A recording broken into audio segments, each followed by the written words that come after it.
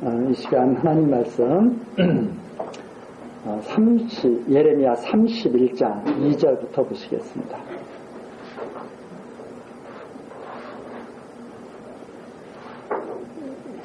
예레미야 31장 2절입니다.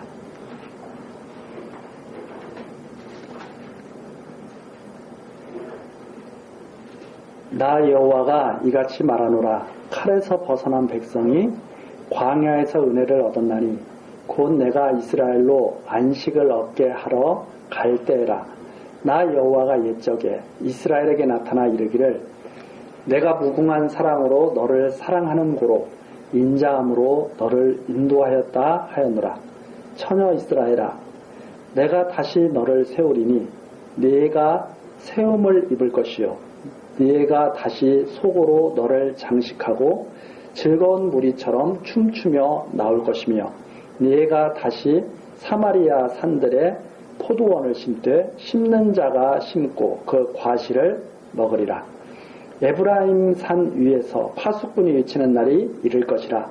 이르기를 너희는 일어나라. 우리가 시온에 올라가서 우리 하나님 여호와께로 나아가자 하리라. 6절까지 말씀입니다. 이제 32장 2절서부터는 새 언약으로 회복하실 것을 예언케 하시는 그런 내용입니다.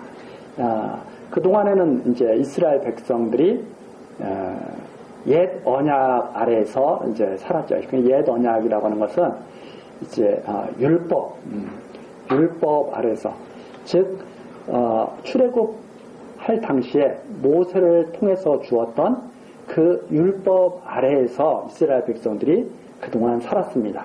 그런데 이제 하나님께서는 이제 새 언약을 그들에게 주신다고 하는 이제 그런 말씀이 시작되는데, 우선 2절서부터 6절까지 내용이 출애굽과 비교해서 해 주시는 말씀입니다.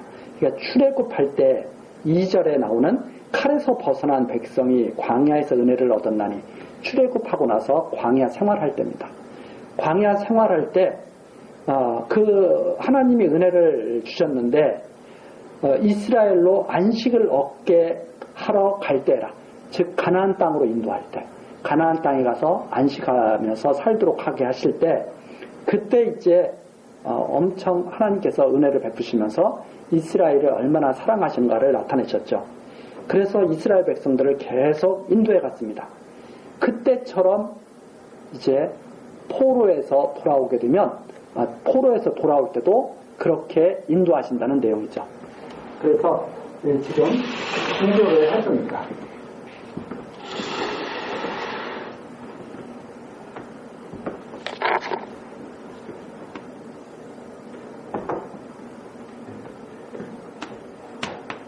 모세를 통해서 출애굽. 이때 이스라엘 백성들이 홍해 바다에서 애국 군대가 다 죽고 몰살당하고, 하나님께서 이스라엘 백성을 애굽에서 무사히 광야로 나오게 하셨을 때 다 소고를 치면서 미리암을 선두로 해가지고 다 소고를 치면서 즐거워하는 내용이 있었습니다. 그런데 이때와 이제 비교를 하는 거죠. 지금 이제 이때는 이제 애굽에서 나오는 거죠. 애굽에서 이제 출애굽할 때 그런 일이 있었는데, 이제는 바벨론에서 나올 때 포로 귀환.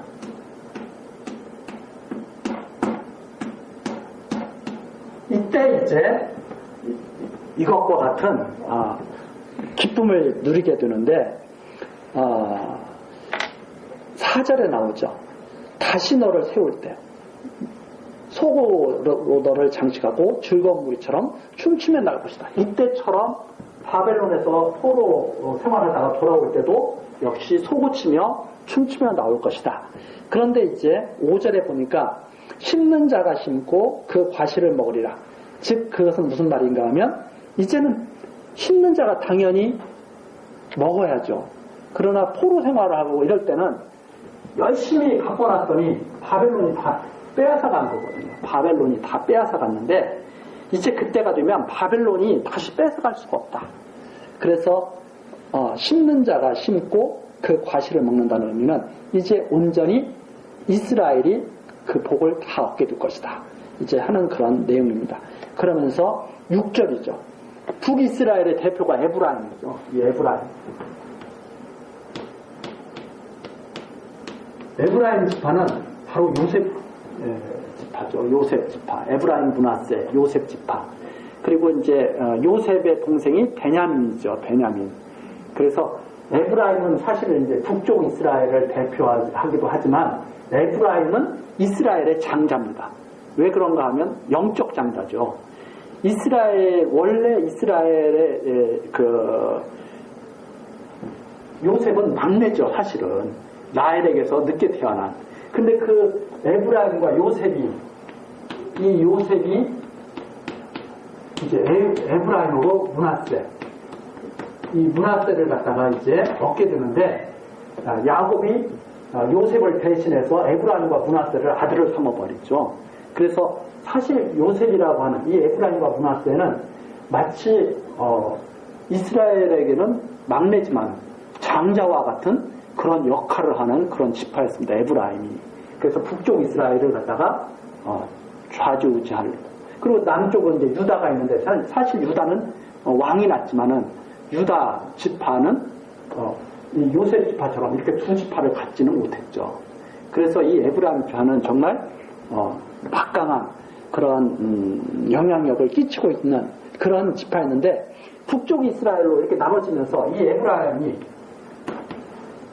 북쪽 이스라엘의 주도적 역할을 하면서 여로보암이 에브라임을 비롯한 10지파 반을 다 북쪽 이스라엘로 데리고 가면서 남쪽 유다 예루살렘으로 절대 내려가지 못하게 했거든요. 그래서 베델과 단에다가 금송아지를 만들고 야 너희는 예루살렘 성전으로 내려가지 말고 베델과 단에서 하나님 섬기면 돼. 이렇게 하면서 여로보암이 백성들을 갖다가 유혹했죠. 그래서 그걸 이제 하나님의 말씀대로 예루살렘 성전에 내려가지 못하게 하고 자기들 멋대로 하나님을 섬기게 하고 멋대로 살게 하고 그것이 바로 여로보암의 길이었죠. 그것이. 그런데 이제 회복되면 어떻게 되느냐면 6절처럼 에브라임 산에서 파수꾼이 뭐라고 말하냐면 야 우리가 이제 시온에 가자. 이렇게 우리 하나님 여호와께로 나아가자. 그러니까 포로로 잡혀가기 전과 포로에서 돌아왔을 때는 완전히 사람이 바뀌어져 버리는 거예요. 포로로 잡혀가기 전에는 절대로 예루살렘에 내려가지 못하겠다면 이제는 포로에서 돌아온 다음에는 우리가 예루살렘으로 내려가자 라고 외치게 된다. 이제 그런 날입니다. 그래서 완전히 회복되게 되는 그동안에는 나눠졌었잖아요. 북쪽 이스라엘과 남쪽 유다로 나눠져 있다가 북쪽 이스라엘은 아수르에게 망하고 남쪽 유다는 이제 지금 바벨론에게 망해가는 거 아니에요? 그 둘이 이제는 회복되면은 완전히 바뀌어가지고 하나가 되는 거죠. 나눠졌던 야곱 지파가 완전히 이제 하나가 되는 그런 일이 이제 나타날 것이다. 그러면서 7절입니다. 7절서부터 9절까지 내용이 다 하나님께서 인도해서 다 돌아오게 하신다 하는 내용이죠. 나 여호와가 7절 나 여호와가 이같이 말하노라. 너희는 야곱을 위하여 기뻐 노래하며 만국의 머리 된 자를 위하여 위쳐 전파하며 찬양하며 이르기를 여호와여 주의 백성 이스라엘의 남은 자를 구원하소서 하라. 여기에서 이제 남은 자가 나오죠. 포로로 가서 잡혀가서 남아있는 자들이 있습니다. 그 남아있는 자들을 돌아오게 하라. 구원하소서 하라. 하나님께 구하게 한 거죠. 그러면서 8절 보라 내가 그들을 북편 땅에서 인도하며 땅끝에서부터 모으리니 그들 중에는 소경과 절뚝발이와 잉태한 여인과 해산하는 여인이 함께하여 큰 무리를 이루어 이곳으로 돌아오되 울며 올 것이며 그들이 나의 인도함을 잊고 간구할 때에 내가 그들로 넘어지지 아니하고 하숫가의 바른 길로 행하게 하리라. 나는 이스라엘의 아비요 에브라임은 나의 장자니라. 여기에 이제 나오는 내용입니다. 하나님께서 하나님께 기도하라 이 말입니다. 남은 자를 구원하소서 하고 기도하라.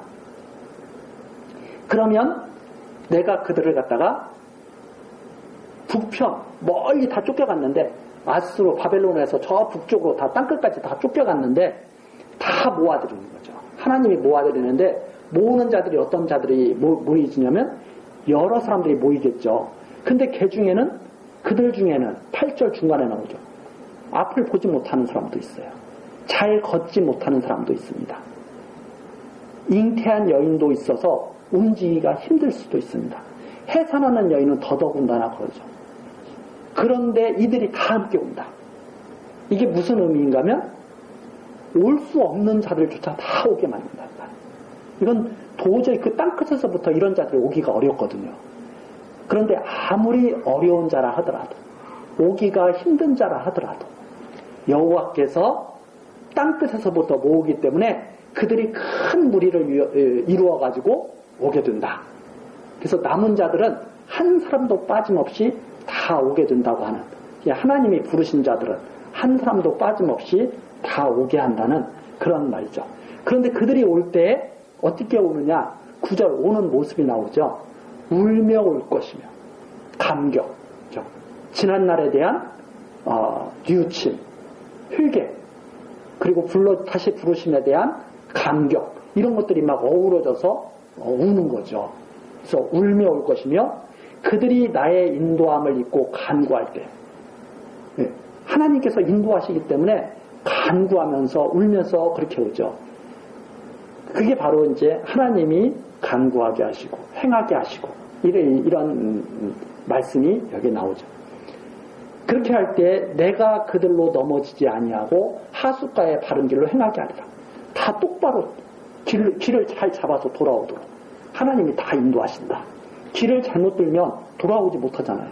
그러니까 길을 잘 들어서 바른 길로 돌아오게 한다. 왜 그런가? 나는 이스라엘, 여호와 하나님께서는 이스라엘의 아비다 이 말입니다. 아버지다. 이스라엘의 하나님이다. 아주 친근하게 지금 말씀해 주시는 거죠. 내가 너희들의 아버지야. 그러면서 에브라임은 나의 장자입니다. 장자. 사실 막내지만 장자 취급해 주시는 거죠. 그 정도 귀하게 여겨서 다시 다 돌아오게 하신다고 하는 그런 말씀이죠. 여호와의 사랑을 받는 자들이다. 이게 이제 9절까지 내용이고 10절서부터 14절까지 내용은 이제 그 돌아오게 하시는, 구속하시는 야곱을 야곱에게 충만한 은혜를 베푸신다고 하는 내용입니다. 그게 이제 10절서부터 14절까지 내용인데, 10절 열방이여 너희는 나 여호와의 말을 듣고 먼 섬에 전파하여 이르기를 이스라엘을 흩으신 자가 그를 모으시고 목자가 그 양무리에게 행한같이 그를 지키시리로다. 여호와께서 야곱을 속량하시되 그들보다 강한 자의 손에서 구속하셨으니 그들이 와서 시온의 높은 곳에서 찬송하며 여호와의 은사 곧 곡식과 새 포도주와 기름과 어린 양의 때와 소의 때에 모일 것이라. 그 심령은 물된 동산 같겠고 다시는 근심이 없으리로다 할지어다. 그때 처녀는 춤추며 즐거워하겠고 청년과 노인이 함께 즐거워하리니 내가 그들의 슬픔을 돌이켜 즐겁게 하며 그들을 위로하여 근심한 후에 기쁨을 얻게 할 것입니다.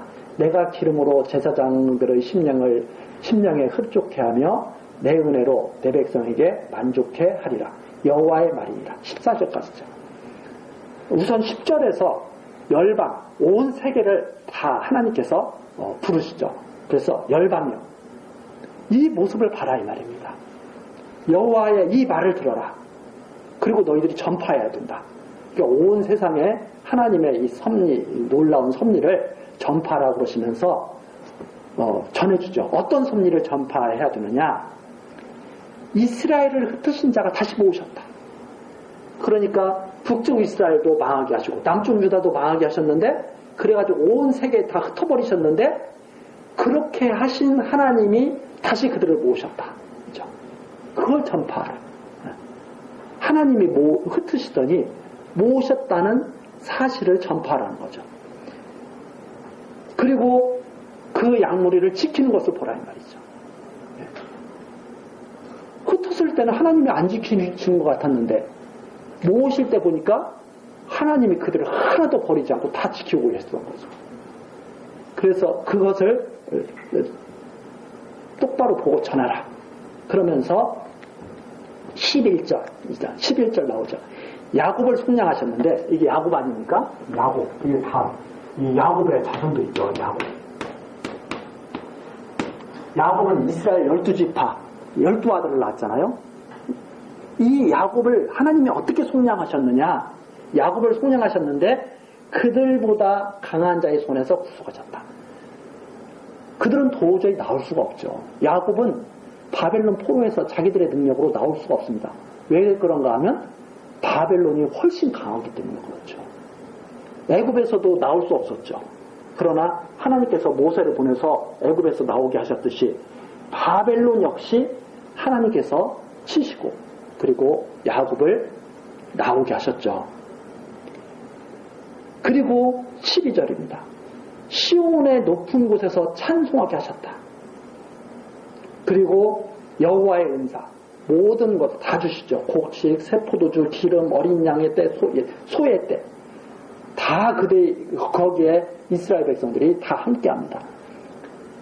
이스라엘 백성들이 얼마나 풍요로운지 그 심령은 물된 동산 같고 그 심령 하나님이 하시는 그 일을 몸소 체험한 이스라엘 백성들 야곱 족속들은 물된 동산 같아요. 부족한 게 아무것도 없습니다. 그래서 하나님께로부터 주어지는 모든 것들이 너무나 풍성함을 확실하게 보았기 때문에 경험했기 때문에 이들에게는 근심이 없어요. 아무 근심.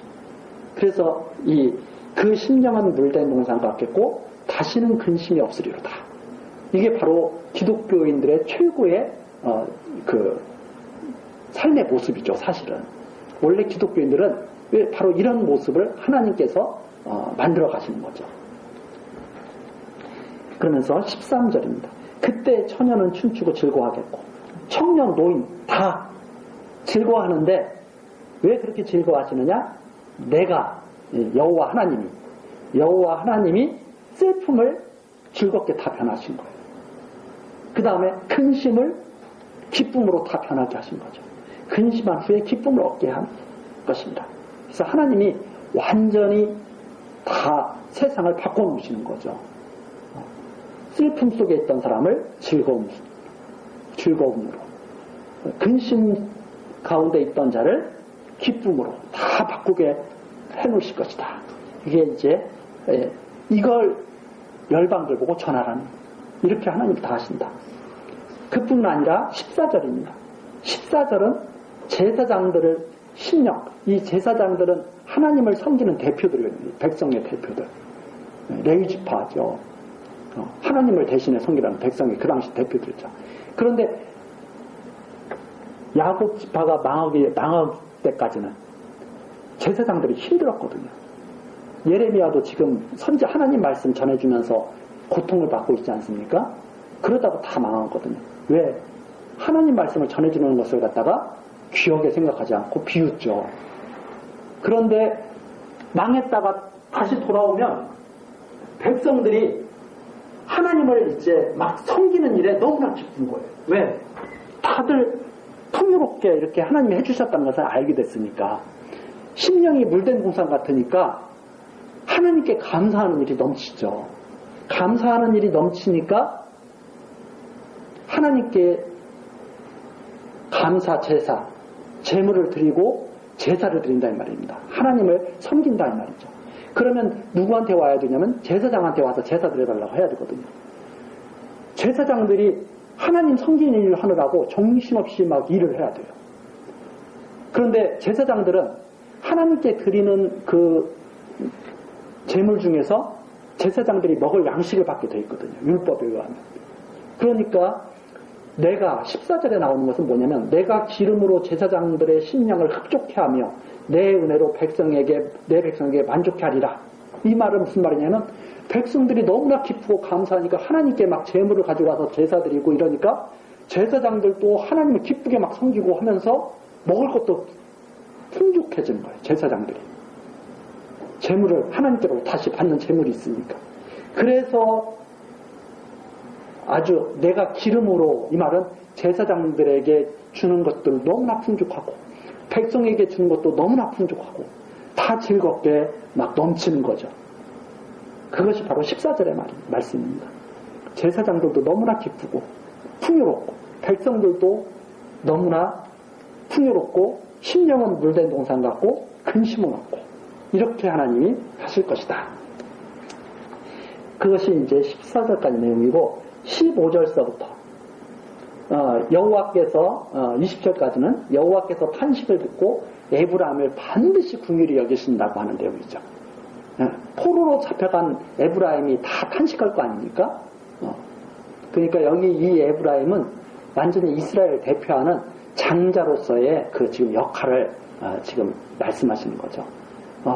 완전히 슬퍼 탄식하는 그 에브라임을 그대로 두지 않겠다 하는 말씀입니다. 15절입니다. 나 여호와가 이같이 말하노라. 라마에서 슬퍼하며 통곡하는 소리가 들리니 라헬이 그 자식을 위하여 애곡하는 것이라. 그가 자식이 없으므로 위로받기를 거절하는도다. 나 여호와가 이같이 말하노라. 내 소리를 금하여 울지 말며 내 눈을 금하여 눈물을 흘리지 말라. 내 일에 갚음을 받을 것인즉 그들이 그 대적의 땅에서 돌아오리라. 여호와의 말이니라. 나 여호와가 말하노라. 너의 최후의 소망이 있을 것이라. 너의 자녀가 자기들의 경내로 돌아오리라. 에브라임이 스스로 탄식함을 내가 정령이 들었노니 이르기를 주께서 나를 징벌하심에 멍에에 익숙치 못한 송아지 같은 내가 징벌을 받았나이다. 주는 나의 하나님 여호와시니 나를 이끌어 돌이키소서. 그리하시면 내가 돌아오겠나이다. 내가 돌이킴을 받은 후에 뉘우쳤고 내가 교훈을 받은 후에 내 볼기를 쳤사오니 이는 어렸을 때의 치욕을 진고로 부끄럽고 욕됨이다 하도다. 에브라임은 나의 사랑하는 아들 기뻐하는 자식이 아니냐. 내가 그를 책망하여 말할 때마다 깊이 생각하노라. 그러므로 그를 위하여 내 마음이 치근한즉 내가 반드시 그를 긍휼히 여기리라. 여호와의 말입니다. 여기 이제 또 중요한 거기 말씀이 거기 있죠. 15절에 보니까 여호와께서 말씀하시는 거예요. 라마에서 통곡 소리가 나요. 그 라마가 어떤 곳이냐면 야곱이 가장 사랑했던 라헬이 묻혀있는 지역이죠. 라헬의 무덤 근처입니다. 그러니까 이 라헬이 통곡을 하는 거예요. 왜 통곡을 하냐면 자식들이 다 죽어나가는 거예요. 아수르에 의해서 북쪽 이스라엘 다 망했잖아요. 남쪽 유다도 바벨론에 의해서 다 망하게 되죠. 이제 그런데 이 라헬이 이 북쪽에도 이 요셉이 있지만 남쪽 유다에는 또 누가 속해 있냐면 베냐민이 속해 있거든요. 그 라헬이 난 아들들이 요셉과 베냐민인데 요셉은 우리 창세기에서 보면은 요셉은 뭐 애굽으로 잡혀갔고 그리고 이제 라헬은 베냐민은 이렇게 그 야곱이 이렇게 막 끌어안고 있잖아요. 그거 하나 잃어버릴까봐. 그런데 다 잃어버리고 꼴이 된 거예요. 왜? 에브라임은 아수르에 의해서 다 끌려가고 잡혀가고 죽고 그랬고 이제 남쪽 유다와 베냐민 반지파가 베냐민 일부가 살고 있는데 거기도 다 칼에 의해서 다 죽고 막 그러거든요. 그러니까 라헬이 그걸 보고 통곡하면서 자식이 다 없어졌다. 이게 통곡을 하는 거죠. 위로받기를 거절하는 거죠. 그러니까 여호와께서 하시는 말씀이 울지 말라고. 반드시 너 지금 울고 있지만 내가 그거 다 눈물 씻어주고 다시 아들들 다 찾아주겠다고 하시는 말씀이 16절에 나오는 거죠. 야 울지 마라. 내가 다 자식들 다 찾게 해줄 거야. 지금 다 자식들 죽어나간다고 그렇게 통곡하지 마라. 그러면서 소망이 있을 거야. 17절에 나오죠. 최후에는 소망이 있을 것이다. 너의 자녀들이 다 돌아와서 너가 자녀들을 찾게 될 거야. 이죠. 나중에 요셉도 야곱이 다 찾고 베냐민 이렇게 다시 베냐민도 내줬다가 다 찾고 그렇게 야곱 때도 그러지 않았습니까? 그런 것처럼 다 찾게 될 거라고 울지 말라고 그러죠. 이게 이제 마태복음에서 헤롯이 아이들을 죽였을 때 이 예언이 응했다고 하는 내용이 마태복음 2장에 나오는 거죠. 마태복음 2장 가서 잠깐 보시겠습니다.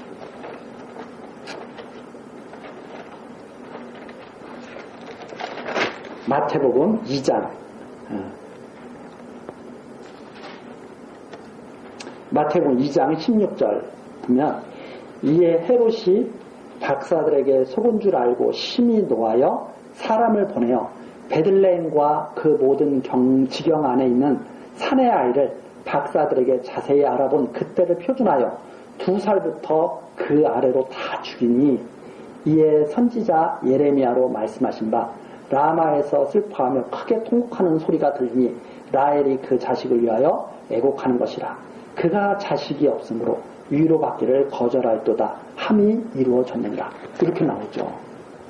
이게 결국은 그리스도에게 온전히 이루어지게 되는 그 예언이라는 말씀입니다. 즉 무슨 말인가 하면 그리스도를 없애기 위해서 그 헤롯이 다 죽여버리는 거예요. 하나님의 그 택한 백성을 아수르와 바벨론이 다 없애버리려고 하듯이 그리스도를 하나님의 사랑 가운데 오신 이 그리스도를 헤롯이 없애버리려고 아이들을 다 죽이는 거죠. 그래서 그 라헬이 자식들이 없어지는 것을 보고 통곡하는 그런 것을 갖다가 이제 예언이 응했다고 이렇게 해주는 거죠. 그러나 그렇게 해서 없어지는 게 아니죠. 라헬의 자식들은 야곱의 자식들이 그렇게 해서 없어지는 게 아니라 다시 소망을 갖고 다시 다 살아 나오게 되죠. 바로 그것이 이제 장차 예수 그리스도로 인해서 구원이 완전히 이루어지게 될 것. 아무리 죽이려고 하지만 다 이루어질 것. 그래서 이 북쪽 이스라엘과 남쪽 유다로 나눠진 이 이스라엘은 그리스도의 그 모습을 다 거기에 담고 있는 거죠. 자, 이렇게 해서 그 예언을 마태복음에서 인용을 한 겁니다. 하나님께서 그러나 소망이 있다. 그렇게 울지만 소망이 있다. 이제 하는 내용으로 지금 예레미야서에서 말씀하신 것을 인용한 거죠. 자, 그리고 나서 다시 예레미야 31장 18절입니다. 자, 그렇게 해서 에브라임이 다 끌려가고 죽고 이제 그렇게 됐는데 18절 에브라임이 스스로 탄식함을 내가 정령이 들어요. 가서 망하고 나서 보니까 그때서야 이제 무엇이 잘못됐는지를 알게 된 거죠. 하나님 떠나서 잘 될 줄 알았는데 내 멋대로 살면 다 좋을 줄 알았는데 완전히 망해서 소망이 끊어지다 보니까 탄식하게 되는 거죠. 내가 맞을 수밖에 없는 존재였구나. 내가 망할 수밖에 없는 존재였구나. 해가지고 18절에 보니까 멍에에 익숙지 못한 송아지. 나는 송아지인데 송아지면은 멍에를 메고 주인이 가라고 하는 대로 잘 가야 되고 해서 주인이 하는 일에 도움을 줘야 되잖아요. 근데 멍에에 익숙지 못한 송아지, 지 멋대로 한 거예요. 주인이 부리는 대로 가는 것이 아니라 주인을 거역하고 멋대로 날뛰는 거죠. 그러다가 얻어맞는 거죠. 그런데 딱 자기가 그런 존재였다는 것을 고백하면서 18절 마지막 부분 나오죠. 주는 나의 하나님 여호와시니. 그런데 하나님은 나의 하나님이신데 여호와 아니십니까? 여호와시니 나를 이끌어 돌이키소서. 하나님이 그렇게 해주신다고 한 것을 제가 기억합니다. 하나님을 거역하다가 대적들에게 망해서 멀리 쫓겨가게 되면 거기서 하나님을 기억하고 회개하고 하나님을 간구하게 되면 돌아오게 해주신다고 했던 그 하나님 여호와 아니십니까? 그러니까 나를 돌이켜소서. 그리하시면 내가 돌아오겠나이다. 이제 제정신이 든 거죠. 아, 하나님이 돌아오게 하시면 내가 돌아올 수 있는 거구나 하고 제정신. 그러니까 송아지가 주인 뜻대로 움직여야 된다고 하는 사실을 깨달으면 주인 뜻대로 잘 움직이게 되잖아요. 그것처럼 멍에 익숙지 못했던 이스라엘이 이제는 그걸 깨달게 된 거죠. 아, 내가 얼마나 내 멋대로 했는가. 그러면 하나님께서 돌아오게 하시면 돌아오겠구나. 이렇게 이제 자기 자신을 알게 된 거죠. 그래서 19절입니다. 내가 돌이킴을 받은 후에 뉘우쳤고, 그때서야 뉘우치게 된 거죠. 교훈을 받은 후에 내 볼기를 쳤사오니. 이겠죠. 망한 다음에 그때서야 자기를 쳤다. 아, 이게 아니었구나 하고 쳤다. 어렸을 때 치욕을 제가 졌습니다. 제가 참 어렸습니다. 아무것도 몰랐습니다. 그래서 치욕스러운 일이, 그것이 내가 하는 일이 치욕스러운 일인지도 몰랐습니다. 그러니까 여호와 하나님을 떠나서 우상을 섬기고 이방을 좋아하고 이런 것들이 치욕스러운 일이었죠. 그런데 너무나 어렸기 때문에 그걸 모르고 치욕인지를 모르고 그렇게 했습니다. 참 부끄럽습니다. 이렇게 고백을 하는 거죠. 그러니까 20절 하나님께서 야, 너는 내 자식 아니냐 이렇게 말씀하시는 거죠. 내가 너 매 때릴 때마다 얼마나 마음이 아팠는 줄 알아? 이렇게 하나님이 말씀하시는 내용이 20절이죠. 이게 바로 우리나라의 속담에 그런 거 있잖아요. 예쁜 자식은 매 한 대 더 때린다고 하는 말이 있습니다. 미운 자식은 떡 하나 더 주고. 그럼 미운 자식은 자기가 뭘 잘못했는지도 몰라요. 왜? 떡 주니까 그냥 떡 주고 이렇게 살아. 그런데 진짜 예쁜 자식은 떡 달라고 해서 항상 떡 주는 게 아니죠. 예. 막 자기 전에 막 떡 달라고 한다고 막 떡 줘보세요. 그럼 어떻게 돼요? 체하죠. 막 자기 전에 막 무리한 요구를 떡 달라고 하면 자녀를 사랑하는 부모는 안 된다고 그러죠. 그러면 자녀가 막 울고 떼쓸 거 아니에요? 그러면 야단을 쳐주죠. 야, 너 그렇게 하면 너 체해. 하고 매를 때리기도 하고 야단도 치고 그러죠. 그게 진짜 이제 부모가 자식을 사랑하는 방식이죠. 하나님이 지금 그 말씀 하시는 거예요. 책망할 때마다 내가 너 얼마나 깊이 생각한 줄 알아? 내 마음이 얼마나 힘들었던 줄 알아? 내가 반드시 너를 긍휼히 여기리라. 내가 너 반드시 너 지켜서 내 아들 되게 할 거야. 이렇게 하나님이 말씀하시는 것이 20절입니다. 지금 이런 말씀을 딱 보면 요즘은 자녀들이 예전에는 자녀들이 뭐 한 집에 뭐 6남매, 7남매 그럴 때 부모들이 진짜 이렇게 켰어요. 부모들이.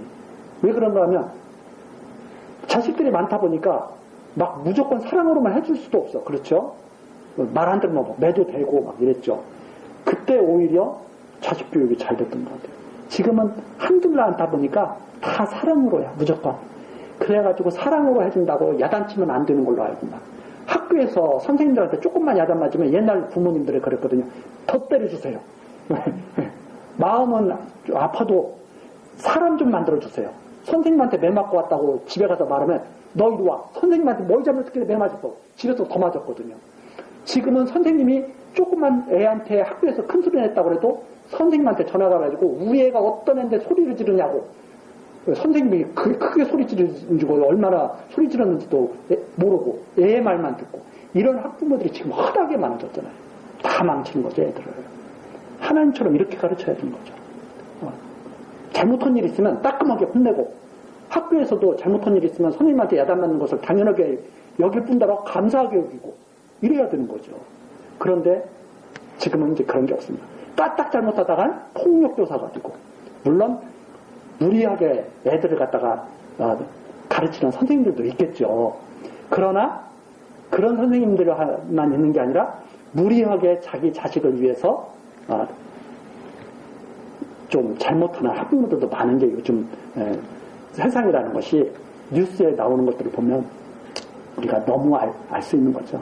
그래서 누가 결국은 세상을 망치느냐? 잘못된 사랑을 주는 사람들.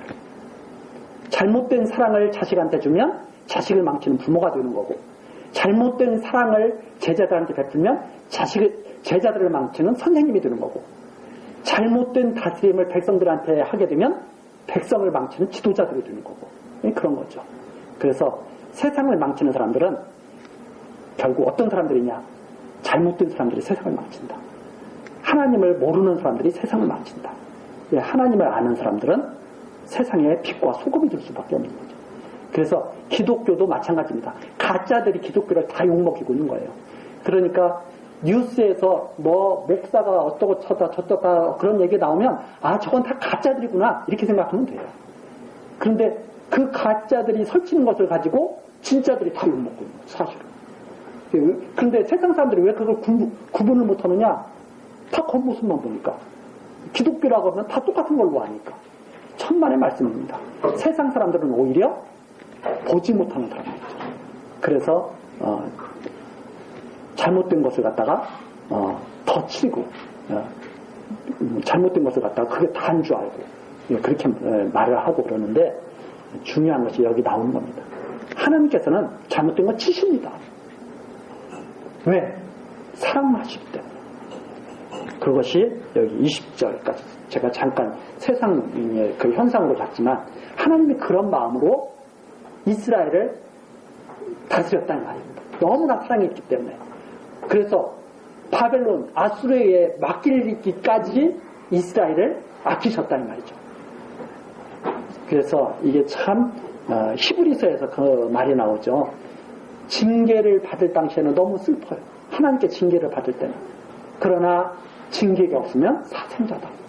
그렇죠?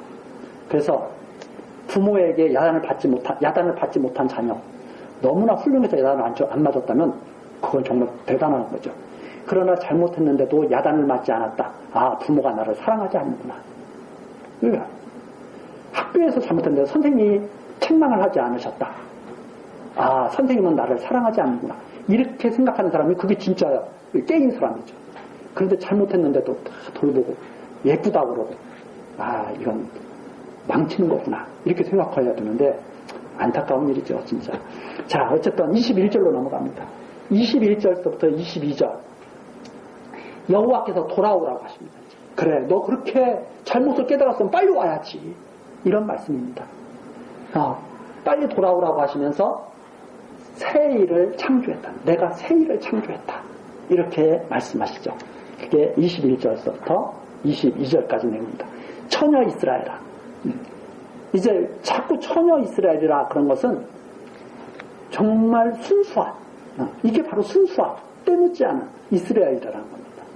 이스라엘은 자기의 죄악을 완전히 깨닫고 하나님을 구하는 자들. 이게 처녀 이스라엘이죠. 처녀 이스라엘아, 너를 위하여 길표를 세우며 너를 위하여 표목을 만들고 대로 곧 내가 전에 갔던 길에 창념하라. 돌아오라. 내 성읍들로 돌아오라.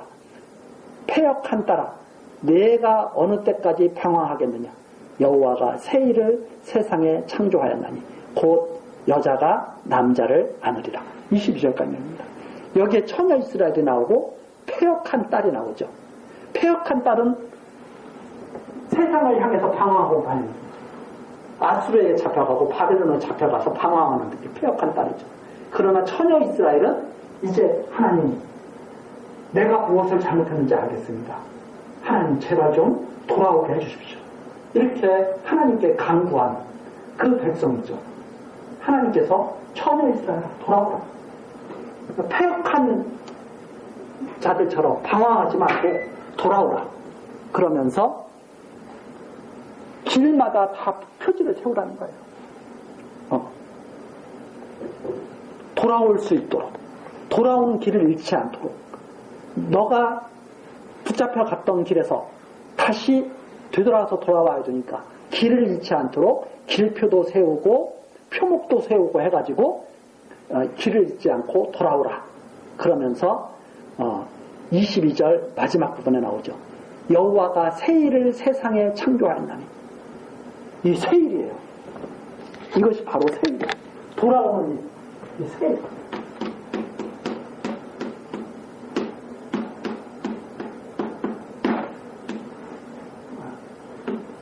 새 일을 창조했다. 띄었습니다. 새 일을 창조했다. 새 창조, 이제 많이 그런 말들 하죠. 그 새 일을 창조했다는 게 뭐냐면, 완전히 사람을 뒤바뀌어 놓은 거예요. 사람을 완전히 뒤바꿔 놔버렸어요. 변화시켜버렸어요. 완전히 하나님을 모르던 백성들에게 하나님을 알게. 그리고 세상을 좋아하던 백성들이 예루살렘을 사모하게. 그리고 방황하던 자들에게 목표가 뚜렷하게. 이렇게 다 만들어버리신 거죠. 그래서 새 일을 창조하였느니 곧 여자가 남자를 안으리라. 이 비유예요. 원래 남자가 여자를 안는다 이런 말들을 보통 일반적으로 하잖아요. 근데 거꾸로 돼버려요. 완전히 가치관이 바뀌어버리는 거죠. 그래서 여자가 남자를 안는다.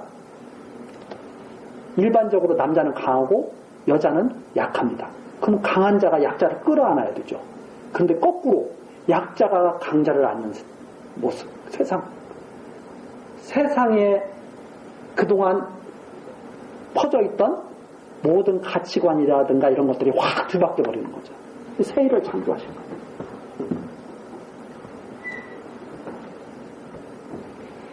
그래서 하나님께서 있을 수 없는 일을 있게 만든다.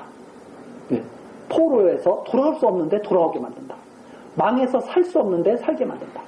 그래서 장차 새 일이라고 하는 것은 죽으면 끝인 줄 알았는데 부활하는 것. 그건 놀라운 일이죠. 그런 일들 같은 것. 그런 것들이 아주 강하게 그런 일들이 강하게 내포된 것이 바로 새 창조, 새 일 이런 겁니다. 그래서 이 새 일은 사람들에 의해서 이루어지는 것이 아니라 하나님의 약속과 언약의 말씀과 권능에 의해서 이루어지는 거죠.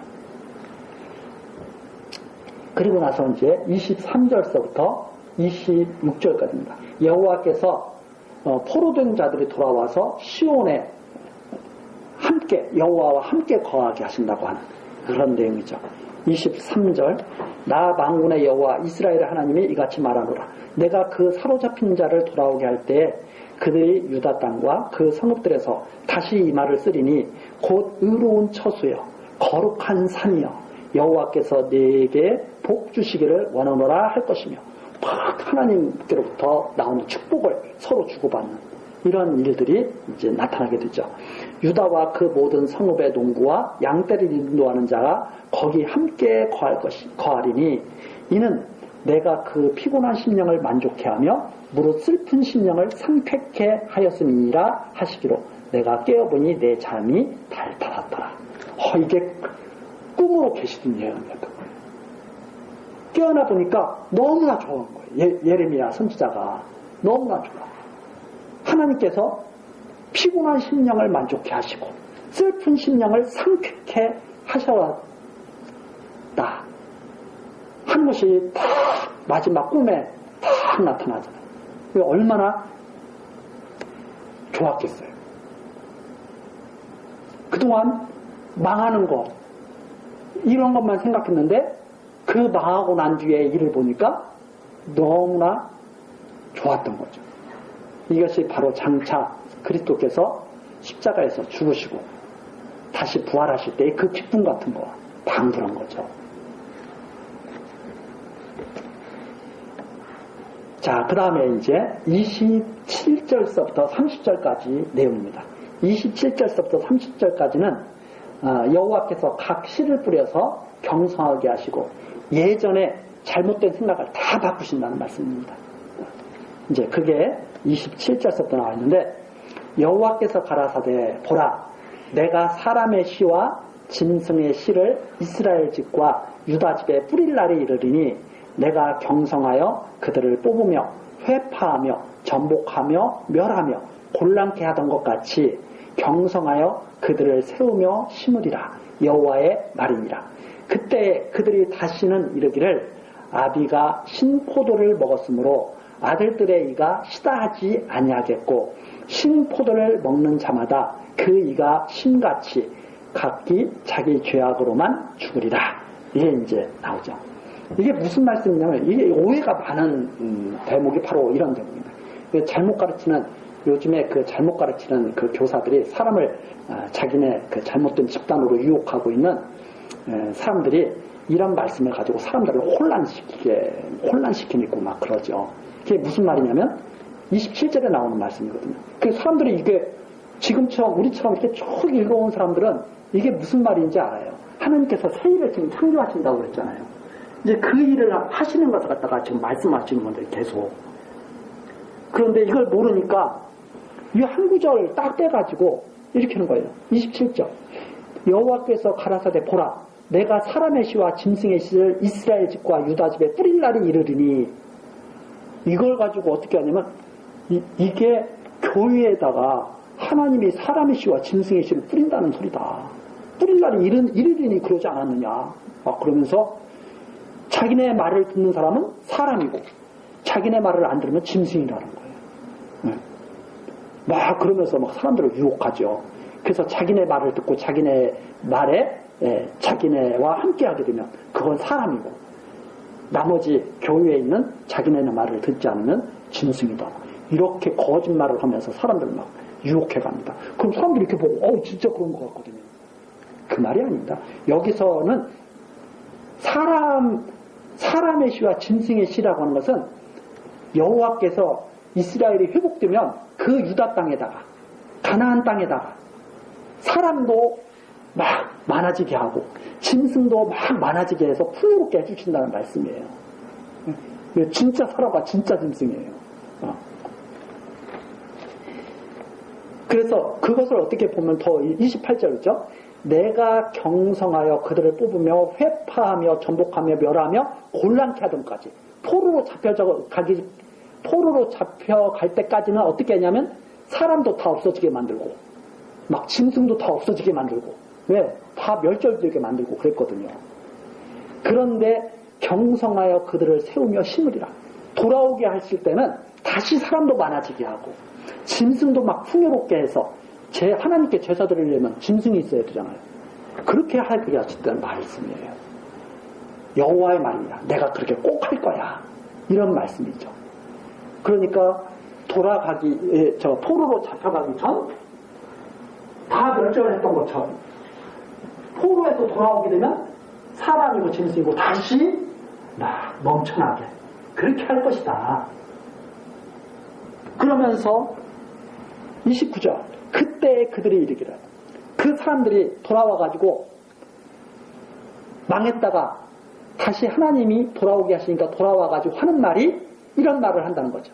그들이 다시는 이르기를 아비가 신포도를 먹었으므로 아들들의 이가 시다 하지 아니하겠고 그 전까지는 그랬거든요. 아버지가 신포도를 먹으니까 아들도 시겠네 그랬단 말이에요. 쉽게 말해서 우리 식으로 말하자면 이런 거죠. 내가 잘 된 거 보니까 조상이 잘했나 보네. 내가 안 되는 거 보니까 조상이 못했나 보네. 이런 식이 된 거죠. 그런데 30절 어떻게 바뀌냐면 신포도를 먹는 자마다 그 이가 신같이 각기 자기 죄악으로만 죽으리라. 이스라엘 백성들은 그렇게 생각합니다. 야, 우리 아버지가 죄가 많아가지고 나는 죄도 없는데 나는 망했구나. 포로로 잡혀갔구나. 우리 조상들이 죄가 많아가지고 우리가 망했구나. 이런 식으로 다 생각하는 거예요. 그런데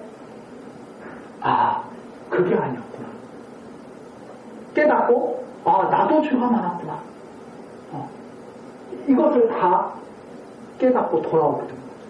그래서 이게 무슨 말이냐면 그 전에 사고방식이 완전히 바뀌어버린 거예요. 하나님을 몰랐던 그리고 자기를 몰랐던 사고방식이 이제는 다 바뀌어가지고 아버지 때문에 내가 이렇게 된 것이 아니라 나 때문에 이렇게 된 것이고 이 모든 일들이 사람들에 의해서 된 것이 아니라 하나님에 의해서 된 것이고 이런 것들을 다 깨닫고 돌아와서 이제는 옛날 같은 그런 말도 안 되는 소리를 하지 않는다는 말입니다. 그러니까 하나님을 모르면 사람들이 말도 안 되는 소리를 하잖아요. 하나님 모르면 사람들이 그러거든요. 어떻게 말을 하냐면, 야, 우리가 어떻게 하느냐에 따라서 세상은 달라질 수 있어. 그러면 많은 사람들이 다 거기에 동조를 하죠. 아, 정말 그래. 그러고. 그런데 하나님을 아는 사람들은 이제 그런 말을 안 쳐. 아, 하나님께서 지켜주셔야 이 세상이 잘 돼. 이렇게 사고방식이 바뀌게 되죠. 그렇게 다 바뀌게 된다, 이 말입니다. 그들이 과거처럼 말하지 않는다, 이 말입니다. 예, 하나님이 때를 다 정해놓으시고 이렇게 이끌어 가신다는 것을 갖다가 알게 된다는 말이죠. 그래서 이 29절, 이 30절 이 내용은 이게 간단히 말해서 사고방식이 다 바뀌는 거예요. 가치관도 다 바뀌는 거예요. 그런 내용이 여기에 이제 다 담겨 있다. 그래서 이걸 알게 되면, 아, 모든 사람이 다 죄인이구나 하는 것도 안다는 말이죠. 그래서 각기 자기 죄악으로만 죽으리라. 그전에는 자기는 죄 없다고 생각했거든요. 그것이 아니라 의인은 없다니 하나도 없다고 하는 것을 알게 되고 가치관이 그렇게 바뀌게 되고, 그래서 다른 사람에게 긍휼을 베풀 수도 있고 하나님의 뜻을 따를 수도 있고 이런 백성으로 바뀐다는 그 말씀이 바로 30절까지 말씀입니다. 그러면서 31절서부터 34절 새 언약을 세워서 여호와를 알게 하시고 죄를 사하시고 기억하지도 않는다고 하는 말씀이 나오죠. 그런데 31절 나 여호와가 말하노라 보라 날이 이르리니 내가 이스라엘 집과 유다 집에 새 언약을 세우리라. 바로 이렇게 돌아오는 완전히 하나님이 새 일을 창조하시는 그날 새 언약을 하나님이 세우시는데 이 32절 나오죠. 나 여호와가 말하노라 이 언약은 내가 그들의 열조의 손을 잡고 애굽 땅에서 인도하여 내던 날에 세운 것과 같지 아니할 것은 내가 그들의 남편이 되었어도 그들이 내 언약을 파하였습니다. 이겠죠. 이때 이제 율법을 주셨거든요. 이때 언약을 쫙 나오는데 하나님만 언약을 지키시는 거예요. 하나님만. 이스라엘 백성들은 약속을 맺고 언약을 안 지켜. 하나님은 언약을 지켰거든요. 어떻게 지키셨냐면 율법을 잘 지키면 내가 복 주고 율법을 안 지키면 내가 저주하겠다. 언약을 하나님만 지킨 거예요. 그런데 이스라엘 백성들은 나는 잘 지켜서 복 받겠습니다. 이렇게 약속을 하고 안 지킨 거예요. 하나님만 약속을 지킨 거예요. 하나님도 그렇고 모세도 그렇고 그때 그렇게 말했는 거 우리가 알고 있지 않습니까? 지키긴 늘 뭘 지켜? 너네 약속 못 지켜. 그런데 아닙니다. 우리는 약속을 지킨다고 이스라엘 백성이 그랬거든요. 그랬다는 말입니다. 그래서 하나님이 이 약속으로는 안 되겠구나. 이렇게 하나님이 생각을 하시고 33절처럼 말씀하시죠. 나 여호와가 말하노라. 그러나 그 날 후에 내가 이스라엘 집에 세운 언약은 이러하니 이제 이 언약이 아니고 여기서는 이제 새 언약. 이렇게 돌아오는 백성들에게는 새 언약. 이게 망하고 돌아오는 것은 그리스도의 죽으심과 이 부활을 의미하는 내용이 여기에 담겨 있거든요. 이스라엘이 망하고 다시 살아나는 거. 이때는 새 언약을 쏘신다. 하나님이. 새 언약을 세우는데 그러나 그날 후에 내가 이스라엘 집에 세울 언약은 이러하니 곧 내가 나의 법을 그들의 속에 두며 율법은 겉에 뒀다면 율법은 유형 사람의 유형에 뒀다면 새 언약은 사람의 속에 둔다 이 말이에요. 마음 심령 속에 하나님의 말씀을 심어준다 이 말이에요. 언약을. 그리고 그들의 마음에 기록하여 나는 그들의 하나님이 되고 그들은 내 백성이다. 이때는 하나님이 어떻게 하시느냐 마음을 주관하신다 이 말입니다. 유형을 딱 율법처럼 유형을 딱 중심으로 삼는 것이 아니라 마음 속에 하나님을 둔다. 마음 속에, 심령 속에. 그래서 하나님과 백성의 언약을 다시 맺죠. 그렇게 마음속에 두게 되면 34절처럼 되는 거죠. 그들이 다시는 각기 이웃과 형제를 가리켜야 되기를 너는 여호와를 알라 하지 아니하리니 이는 작은 자부터 큰 자까지 다 나를 압니다. 그러니까 하나님이 그때는 하나님께 나올 자를 마음으로 다 주관해서 하나님께 나오게 하신다 이 말입니다. 이때는 하나님께 나오려면 율법을 지켜서 겉모습을 지켜서 나와야 되잖아요.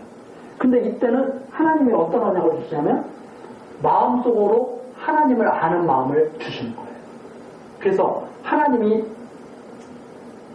하나님께 나오게 하는데 어떻게 나오게 하시냐면 하나님이 마음속에 스스로에게 어린아이건 나이 든 사람이건 여자건 남자건 하지 않고 마음속에 너 나에게 나와 해서 하나님께로 다 나오게 그렇게 만듭니다. 하는 내용이 바로 34절입니다. 이 자들이 내가 그들의 죄악을 사하고 그렇게 나오는 자들에게 죄악을 다 사하고 다시는 죄를 기억지 아니하리라. 여호와의 말이다 하는 말이죠. 그래서 이제는 왜 그렇게 하냐면 여기는 율법에 의해서 하나님께 나올 수 없는데 여기는 이제 마음속으로 하나님을 알게 하시고 다 나오게 하니까 다 나오는 거죠. 그러면 하나님께서 모든 죄를 다 사하고 다시는 기억지 아니하신다. 이제 하는 그런 말씀입니다. 그래서 이 지금 34절까지 이 내용은 장차 그리스도로 인해서 성령을 받은 자들이 그리스도께서 보내신 약속하신 그 성령을 받은 자들이 하나님을 알고 하나님께 나오는 새 언약을 받게 될 것 하는 것을 나타내주는 그런 말씀입니다. 그게 바로 바벨론 포로 교환에서 이루어지는 세일, 하나님이 창조하시는 세일이죠. 새 언약을 주셔서 그렇게 하신다. 자, 여기까지 내용이 이제 34절까지 내용인데 우리 다음 시간 계속해서 살피겠는데 그 다음 시간 나오는 내용은 이것을 갖다가 절대로 피하지 않는 거예요. 이 내용은 하나님께서 절대로 피하지 않고 반드시 이루겠다고 하는 내용이 35절부터 나오는데 다음 시간 살펴보도록 하시겠습니다. 기도하시겠습니다. 우리와 함께 하시며 인도하시는 여호와 하나님, 이 시간에도 하나님의 말씀을 들을 수 있도록 우리들을 지켜주시고 인도하시니 감사드립니다. 하나님께서 우리를 가르쳐 주시지 아니하시면 우리들은 하나님을 알 수도 없고 하나님을 섬길 수도 없습니다. 그러나 하나님께서 우리들에게 긍휼을 베푸셔서 죄악 가운데 망하지 않게 하시고 하나님을 깨달아 알게 하시며 경외하며 살게 하셨습니다. 하나님, 우리들 항상 올바른 길로 걸어가며 참되게 행할 수 있도록 하나님 앞에 나아갈 수 있도록 우리의 행할 바를 가르쳐 주시며 끝까지 함께하여 주옵소서. 모든 것 예수 그리스도의 이름으로 기도드리옵나이다. 아멘.